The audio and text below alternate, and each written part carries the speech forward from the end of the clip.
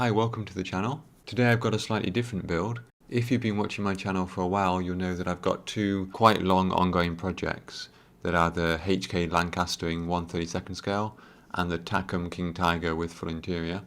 Those are quite complex kits, so as a quick break from those, I thought I'd try this kit today, which is the Airfix 1/72 scale Spitfire. This should be a nice, quick, fun build, and it's also a good chance for me to try the RAF Dark Earth colours before I commit one of them to the HK Lancaster.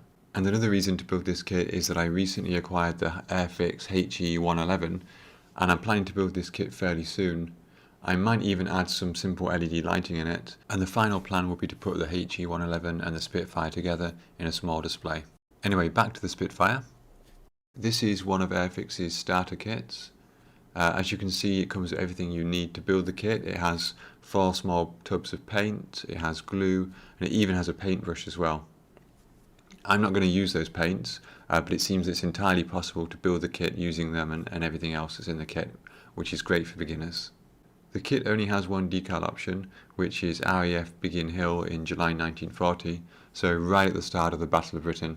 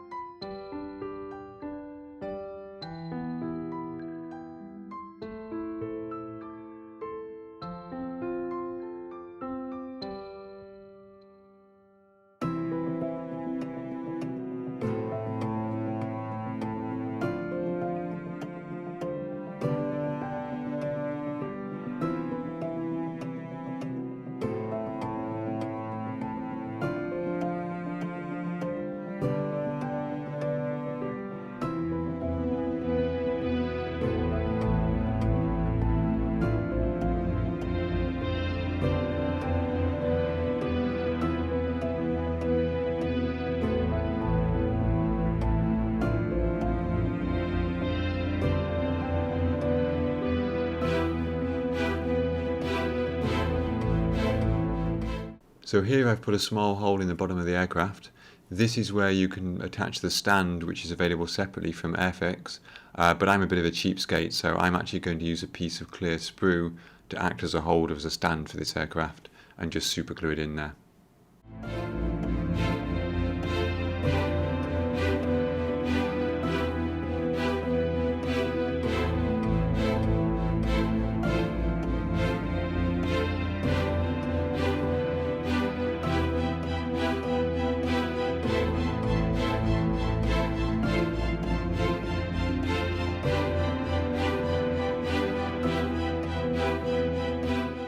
The kit has separate pieces for the lowered or raised undercarriage, which is quite nice.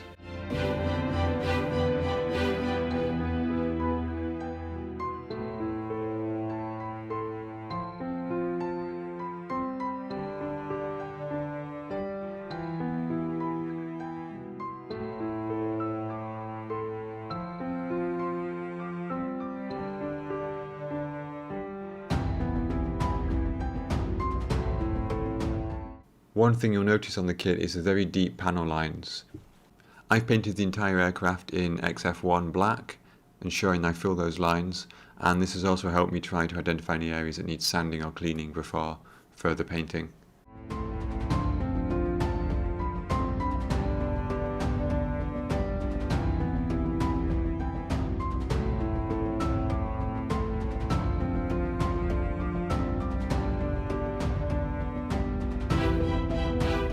So here I painted the aircraft in RAF dark green, which is XF81.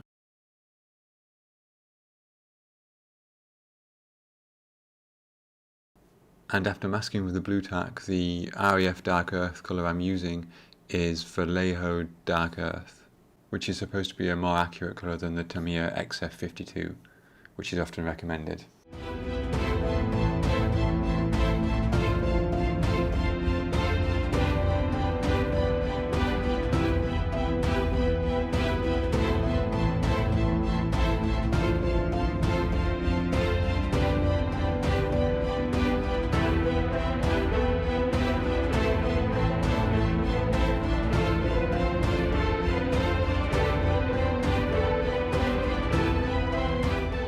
Being a starter kit, the decals are quite sparse.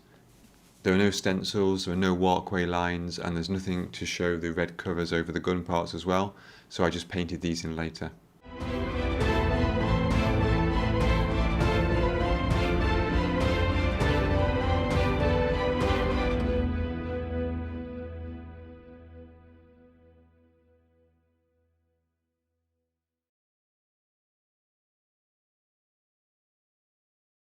At first look I thought these markings were a little bit too large, perhaps a mistake from Airfix, but actually if you look at the historical images of these aircraft, they actually did have markings which are this size. They look almost too big to actually fit on the fuselage, but they seem to be an accurate size.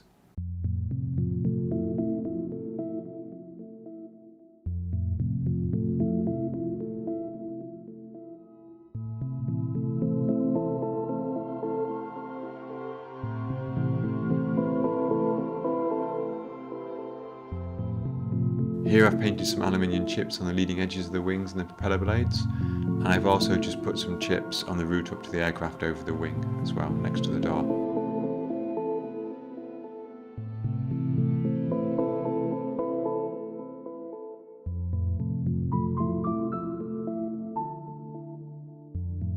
Here I've put some streaks on the aircraft using AK streaking grime and AK winter streaking grime. These are not super visible on the top side of the aircraft, but they look much more noticeable on the underside. And if you look at pictures of Spitfires and Hurricanes, you'll notice the undersides are often really quite filthy.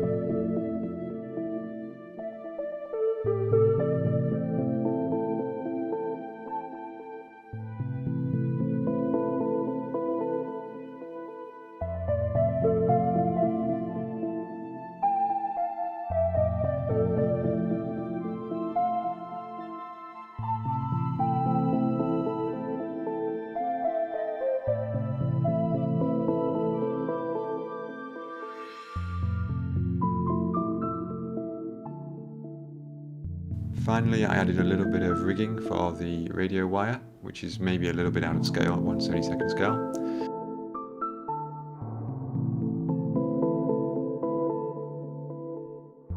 And some pastels for some stains from the exhaust and the machine guns.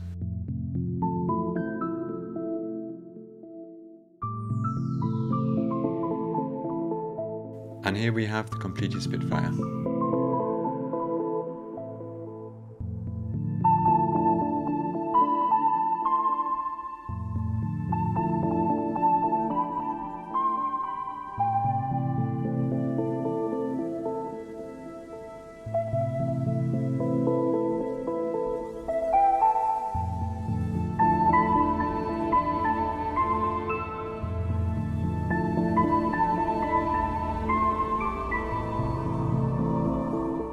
So this was a really fun kit to build, quite a refreshing change after working on the Takom King Tiger for so long. That said, my next video will be an update to the King Tiger, and then at some point after that I'll be building the HE-111, and I also have to finish off the diorama for the Soviet Object 279, which I built recently as well. So thank you very much for watching, and if you'd like to see any of these future builds, then please do consider liking and subscribing.